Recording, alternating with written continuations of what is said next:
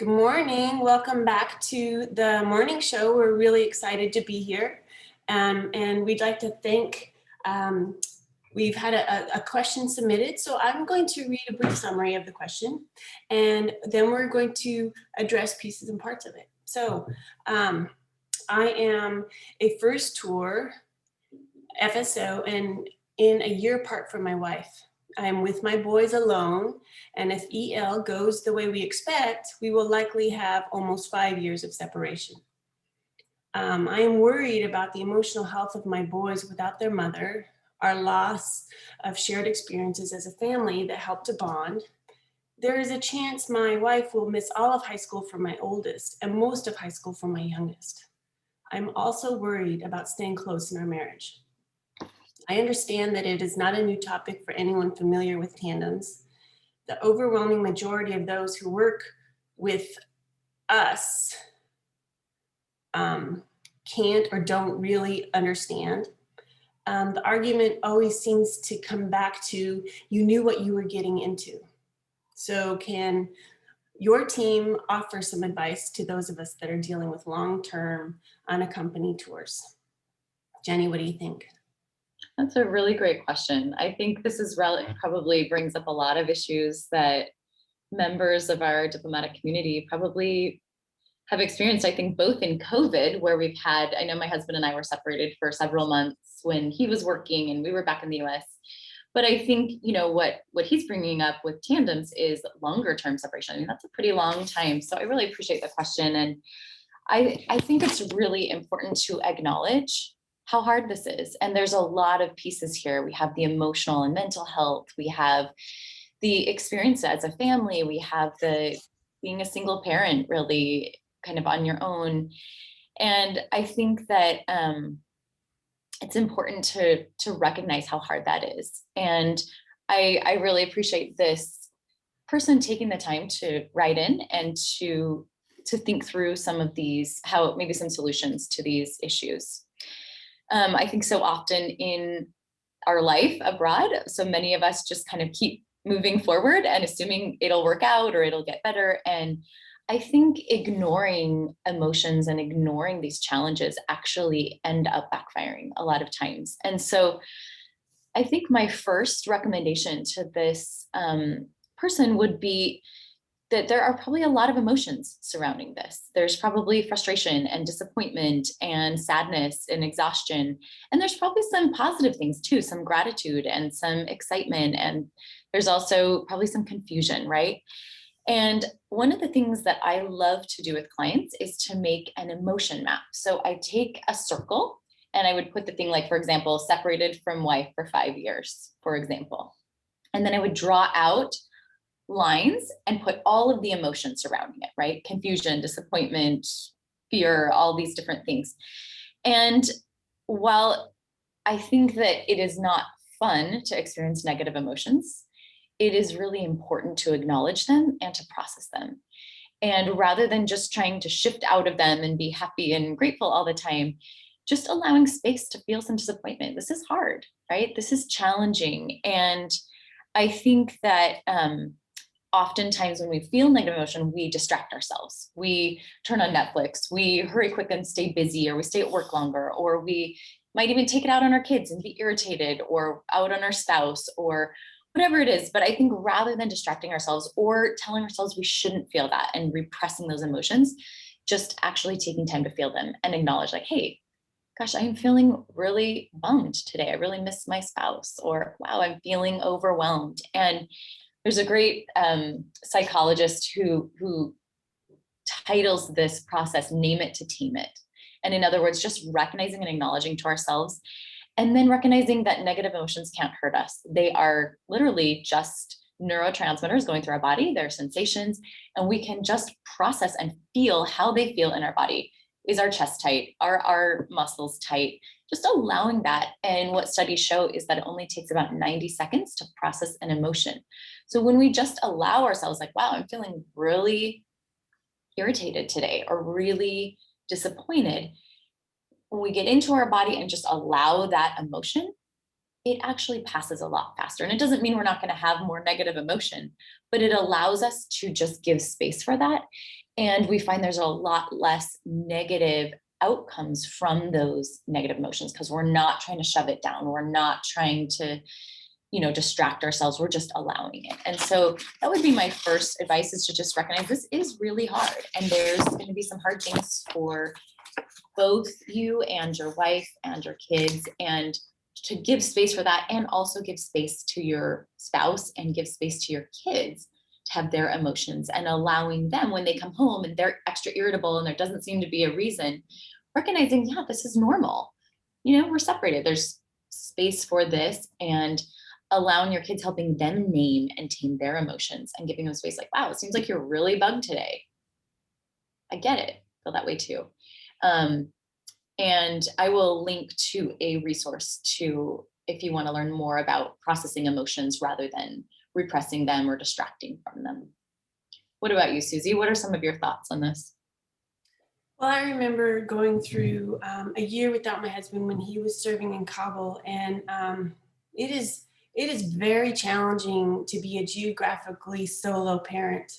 And I know that this is certainly not to devalue parents who are single longer than a year or longer than a defined period. But I didn't feel mentally or emotionally ready to have to deal with all of the kids' wants and needs for such a long period of time. And I don't know, I felt like I was so busy, I didn't even have time, like you said, just to name it, right? Just to process what I was going through. I mean, it's a little bit like grief, but you don't have time. You're so busy, you don't even have time to process it. So I think it's really important to be able to let the little things go, right? Like certainly we are so fortunate when we're overseas that in many places we can hire someone to help us in the home to cook or to clean or to do the little things that really, frankly, aren't that important. I mean, sure, we all like to live in a clean and organized home, but that's not really where your energy needs to be going right now. And I think it's really important to focus on the big things. Focus on making it to the sporting events, or if your school is having them, go to the club things, be there for your kids, and be there at dinner so you guys can have that conversation at the dinner table. I don't know, maybe set up a laptop or something with mom zooming in to dinner. So then you have that like family bonding time, even if it's not necessarily like an actual family bonding time. I'm not sure I'm explaining that right. But also, I think it's really important to embrace and acknowledge what you're doing well as a parent, not just the person who wrote the question, the parent that is with the kids, but also the parent that is not with the kids, because they're doing things really well as well. And it can be very easy to become frustrated with what you're not doing as a parent. So it's really vital to focus on what you're doing well. I really like that. That's so good. When my husband was in China and I was with my 4 kids in DC, I noticed it's really easy to get discouraged because, like you said, you're managing so many things. It feels like you're dropping balls all the time. And the brain is so focused on keeping us alive that it tends to focus on negative things because it's like, where are the problems? Let's fix those. And I love what you said. I started a practice where every day at the end of the day, I would make a list of what did I accomplish today? What did I do well? And it's so surprising when you have to articulate that. It forces your brain out of this mode of everything you did wrong to everything you did well.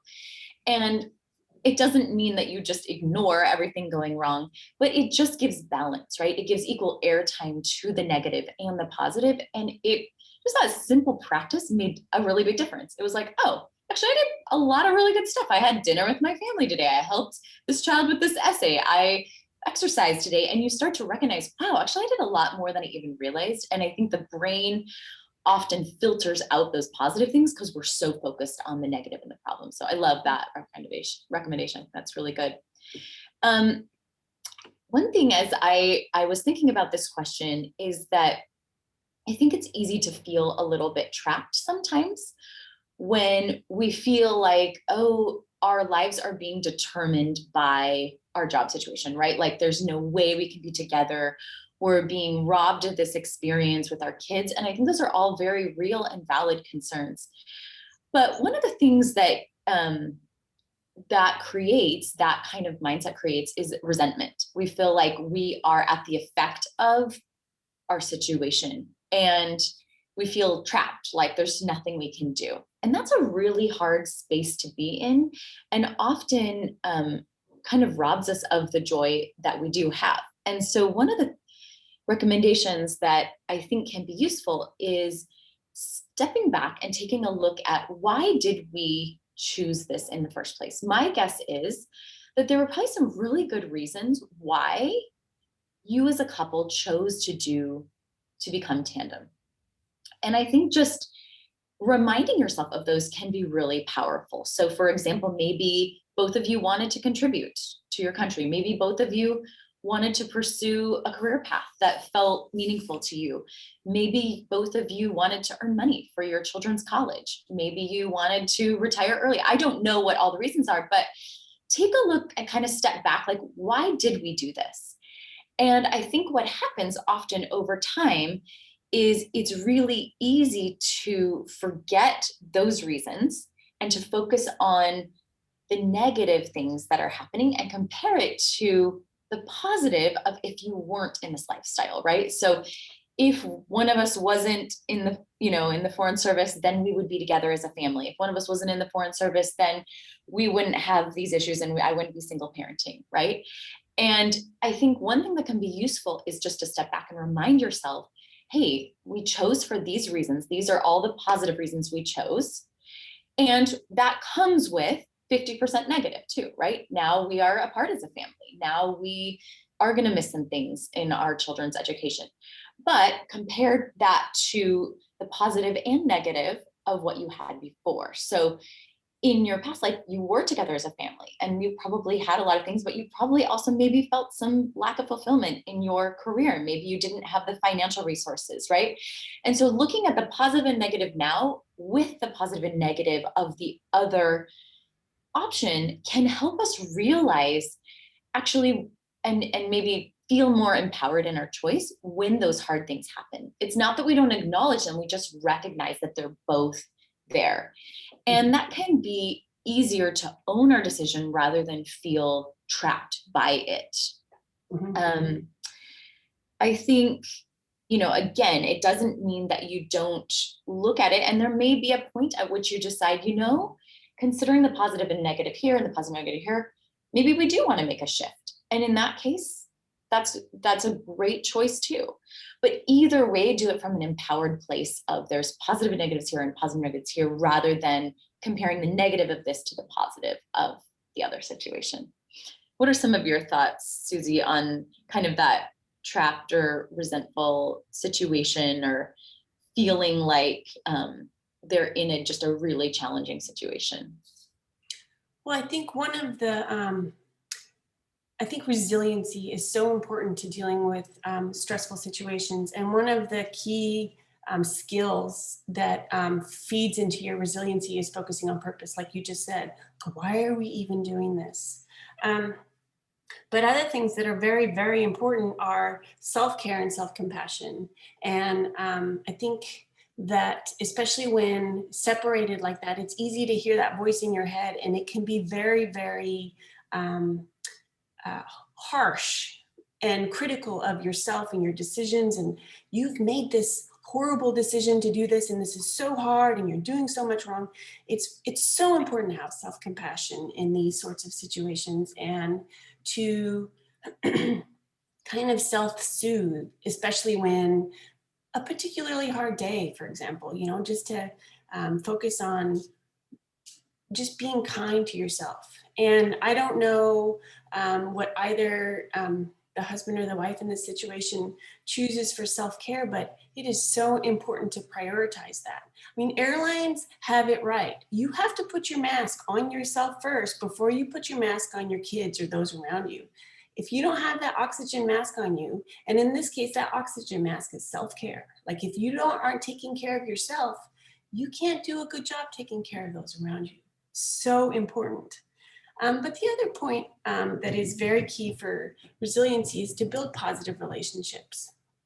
And I think, not to be Pollyanna-ish about this, but I think it's being separated like this has this unique opportunity to build different types of relationships with their boys in this case, and with their community, and with each other than they would if they are together.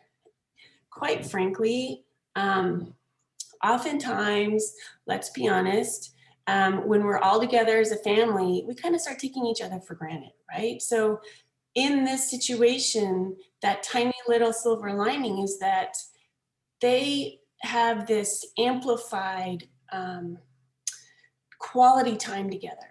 And it's so important to build that and to cherish that. And so the positive relationships he can be building and she can be building with their kids are reliant on technology, which is unfortunate, but you know, my kids were too young for WhatsApp or any sort of family type of discussion, but every night the kids would be Skyping with their dad. And it was a really lovely way for him to start his morning. And I know we didn't have those sorts of quality breakfasts when he was there in the house. So it was just like a super nice way for them to connect. But we also did like sort of date nights. And so we would sit and chat. We use Skype, but now there's so many other modes of like actual video calling now, thanks to COVID. You know, you can share a glass of wine, or my husband would have a cup of coffee while I had my glass of wine, and we would just chat about our day like we would normally if we were face to face.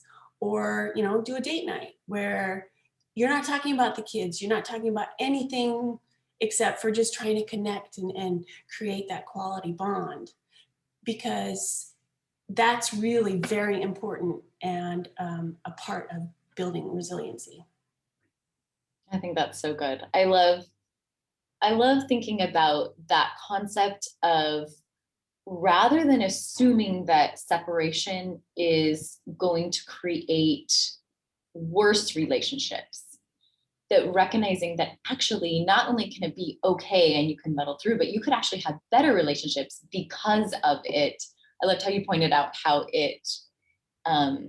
we often do take each other for granted. Like, we're in the same house, we're busy, we're going about our lives. And something about separation forces you not only to value each other more, but to carve out time when you actually focus on each other. I was talking to another expat mom who was just saying, for the first time in their marriage, they have been like sitting on the couch together after the kids are in bed and just chatting, because you just get so busy in your life. And I think when you're separate from each other, you have to schedule it, right? You have to decide when you're going to do it. And I think that brings us kind of to the third point, which is your mindset of how you approach this is going to make a huge difference in what the outcome is. So there was a really fascinating study several years ago about children who were in a very serious bus accident. And there were some children who were killed, some survived. And they followed these children over several years to find out what kind of impact this bus accident had on their lives. And the same children who had the same experience had very different outcomes in terms of the trauma from this experience. And they found that basically when they removed all the confounding variables, what it came down to was that children who decided that this bus accident was kind of an unfortunate thing that happened, and that was it, moved on and were able to function really well. And kids who made this bus accident mean that life was unsafe and that everything was stressful, and that if they drove on the road, they were likely to be hurt, and that, you know, they shouldn't have survived, which are all very normal reactions. Those children had a lot more trauma. And so one of the mindset shifts that I wanted to recommend is making sure that you clean up your own mind about what this means for your family. So while it's very normal and good to be concerned about it, it might be worth shifting your perspective from, rather than this is going to be so hard and this is going to rob us of family relationships, to this is a great opportunity to increase our relationships with each other. And as you shift that, I think you'll find that your children will also absorb that attitude. Like, oh, this is actually really cool. Like, we get our own time with mom on Skype every night. We did a lot of the same things that you did, Susie. We had my kids would like prepare, like during the day, we're like, oh, well, let's make sure and tell dad that tonight. And they would keep a little sticky note of things to tell. And we would do like a little family devotional each night. And for us, we're religious, so we would pray together, even over Skype. And the kids would have their time with him. And then my husband and I would also do dates. We had like a little texting app that we would text back and forth. And I think there are even some really powerful ways to support your marital intimacy, both emotionally and even sexually, when you're apart. And I have a really great podcast episode that I will link to in the show notes for couples who are separated and how to maintain some of that intimacy when you are separated. The other thing that I found was, I think Susie mentioned this earlier, was finding ways to include your spouse in the day-to-day life. So my kids did like a piano recital for my husband, and they, would tell him what they were making and be chatting with them while they're making things. Like normal day-to-day life things makes you feel like you are part of things. And then it's so easy now with your mobile phone to Skype them into sporting events or whatever it is. But I think going in with that attitude of we are going to be closer because of this, not despite this, is a really good mindset to get in that the kids will inherit. And rather than feeling like they are somehow lacking or not getting their relationship with their parent, if they feel like, yeah, I'm actually really lucky, we have this chance to build even a stronger relationship than we might otherwise have had.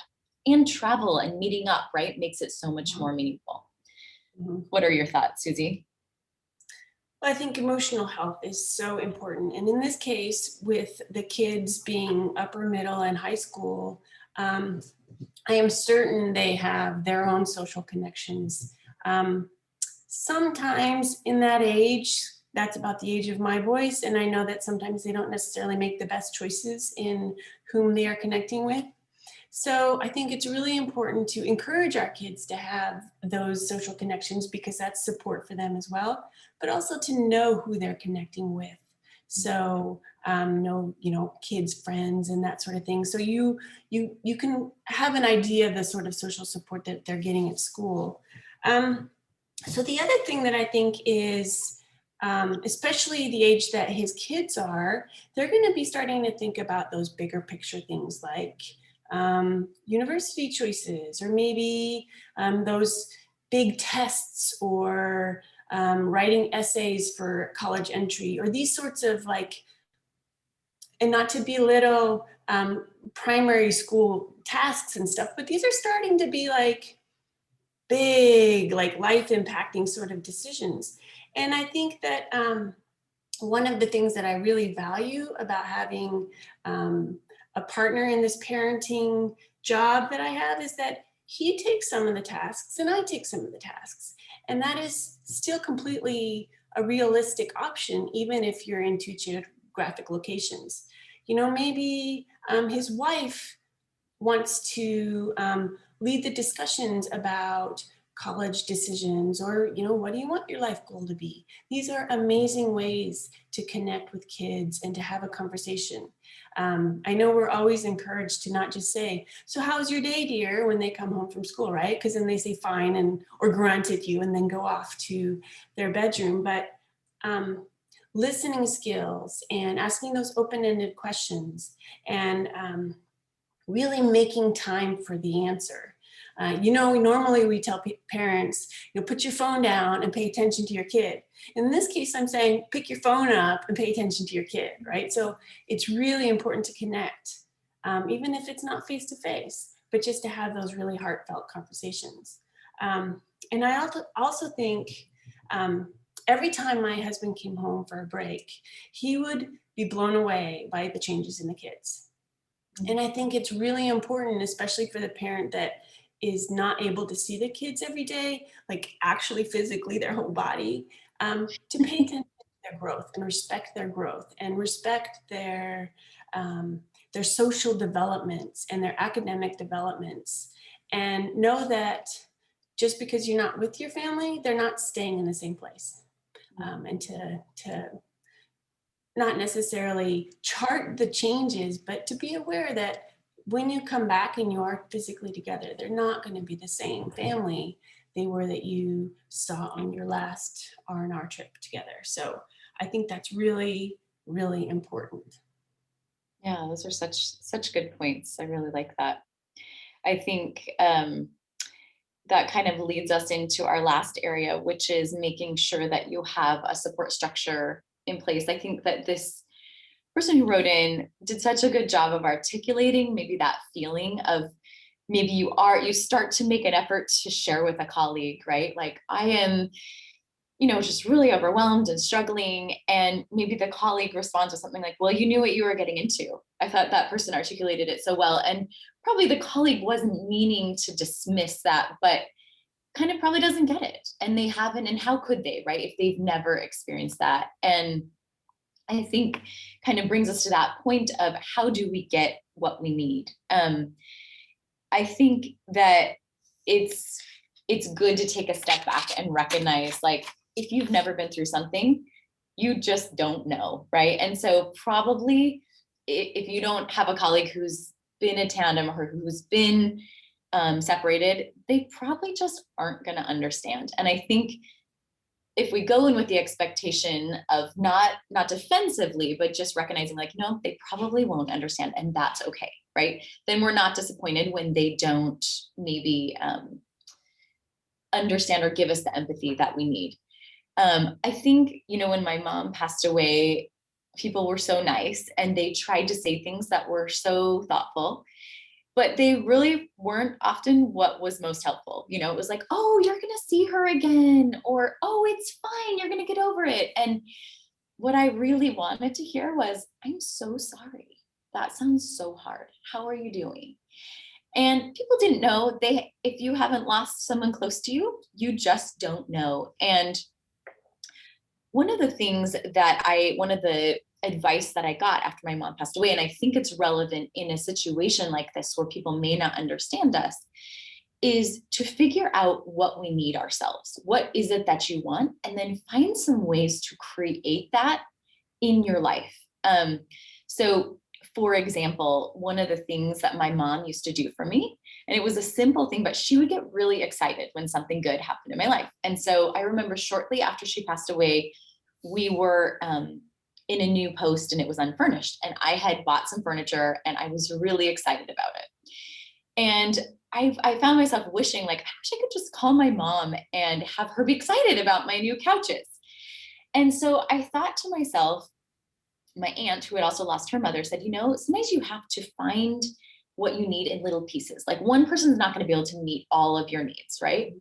And so I remember calling a friend and saying, could you just come over and be excited about my couches with me?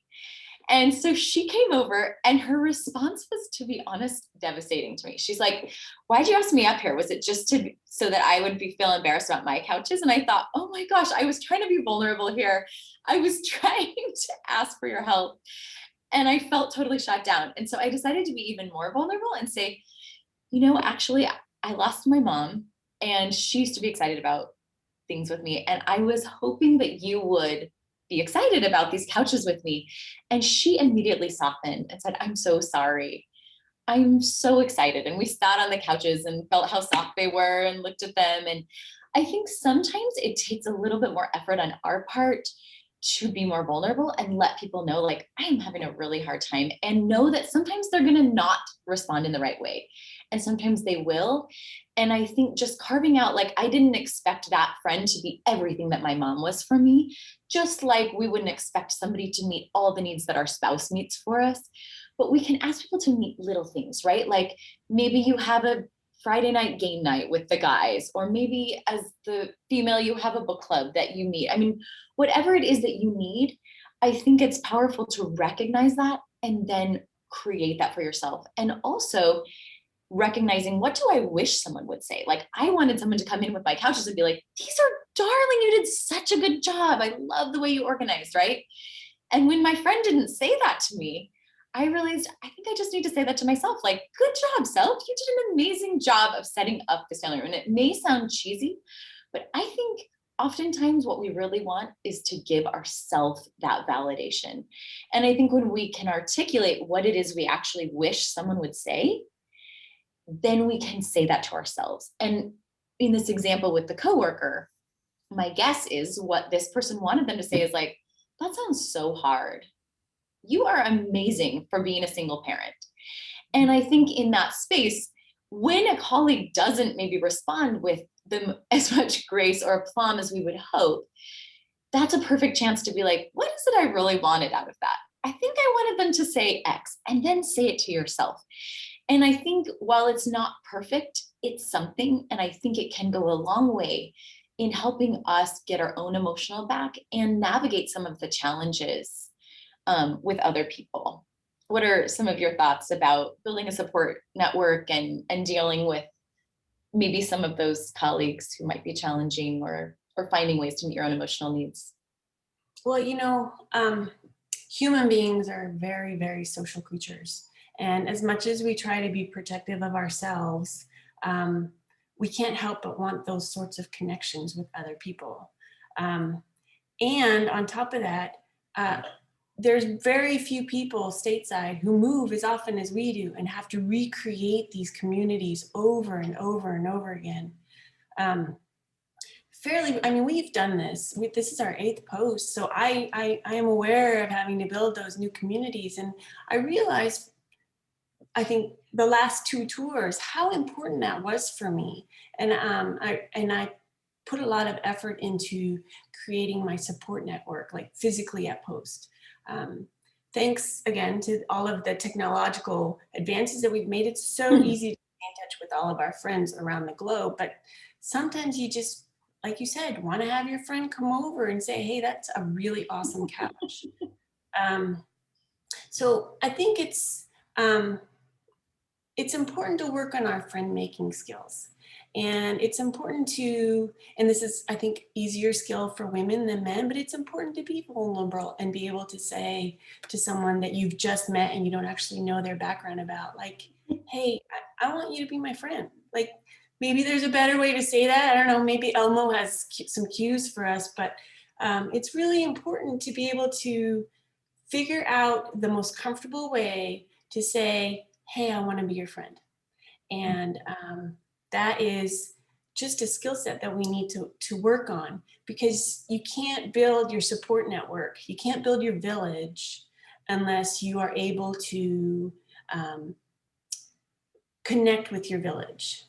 It's not the same thing at all as hiring someone to clean your house, because that's not the sort of support network that we're looking for. And it may be as coworkers.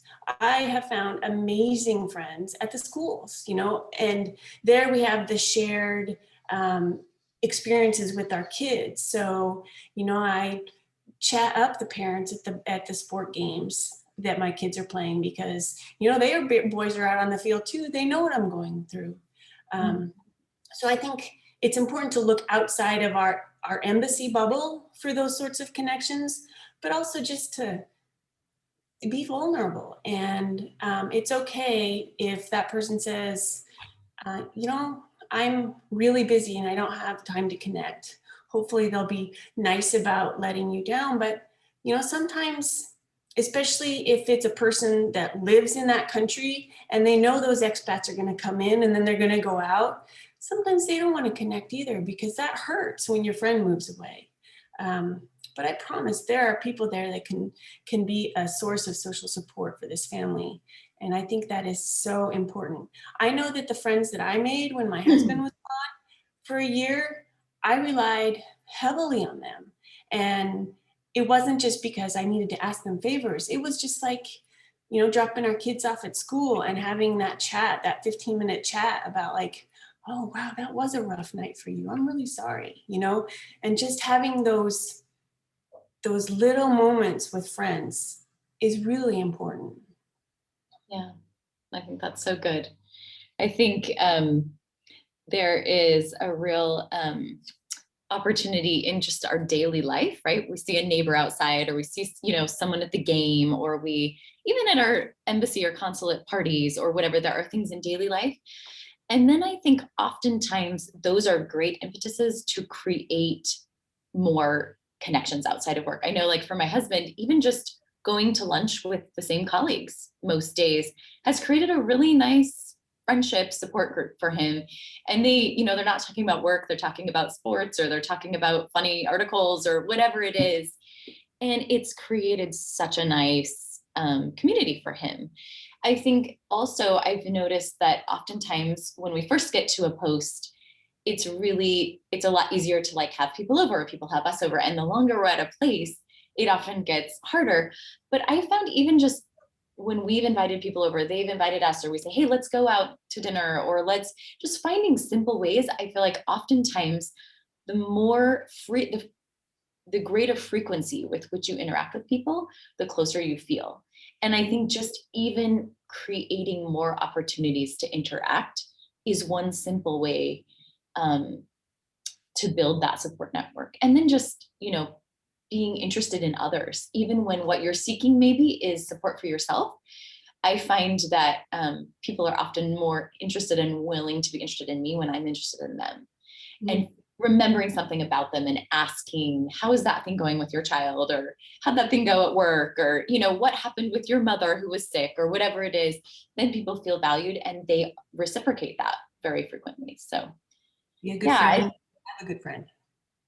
Yeah, exactly. And you mentioned something about a favor, but I heard a great thing that was basically like, if you want to make a friend, ask a favor. And I think while we don't want to overburden tons of people with all of our needs, I think sometimes we also hesitate to ask for help too. Like, hey, can I borrow an egg? Can I borrow this? Could you run my son here? We don't want to do that all the time, but I think sometimes just asking a favor, like people are usually happy to help out, and it actually makes you feel closer to someone when you have helped them out. And so I think especially when you're a single parent, finding ways to ask for help is a great way that connects people.